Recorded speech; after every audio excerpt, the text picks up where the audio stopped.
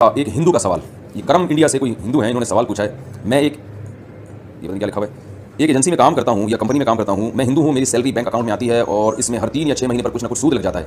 वो पैसा मैं गरीबों को दे देता हूँ, कभी स्कूल में कभी मदरसे में। क्या ये भी हराम होगा और इसकी भी मुझे सज़ा मिलेगी? सवाल तो हिंदू ने किया है, लेकिन कुरान मजीद ने जहाँ गैर मुस्लिमों को अकीदे के मामले में खिताब किया है, आमाल के मामले में भी खिताब किया है। कुरान मजीद में जगह जगह जो अहले जहन्नम की अल्लाह ने अलामत बयान की हैं, जहाँ ये बयान किया है कि ये लोग शिर्क किया करते थे, वहाँ ये भी बयान किया है कि ये नमाज़ नहीं पढ़ते थे, ये ज़कात नहीं देते थे। हालांकि नमाज़ और ज़कात तो खालिसतन मुसलमानों का शियार है। तो इस इन कुरानी आयत की रोशनी में उलमा ने लिखा है कि गैर मुस्लिमों से अमाल के बारे में भी सवाल होगा अकीदे के साथ साथ। हाँ, वो अमाल पर अगर आ जाए तो अमल कबूल उस वक्त तक नहीं होगा जब तक इस्लाम कबूल नहीं करते।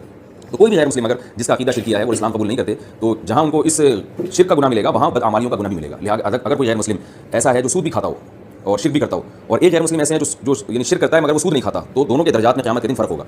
इसलिए कि कुरान मजीद से और हदीस से हमें ये बात पता चलती है कि गैर मुस्लिमों के भी सज़ा के मुख्तलिफ दर्जात होंगे। जो जराइम का इर्तिकाब करेंगे उनकी सज़ा ज़्यादा होगी, जो जराइम का इर्तिकाब नहीं करेंगे उनकी सज़ा कम होगी। तो इसलिए अगर आप हिंदू हैं तो सबसे पहले मैं आपको दावत दूंगा कि आप खालिस तौहीद की तरफ आएँ।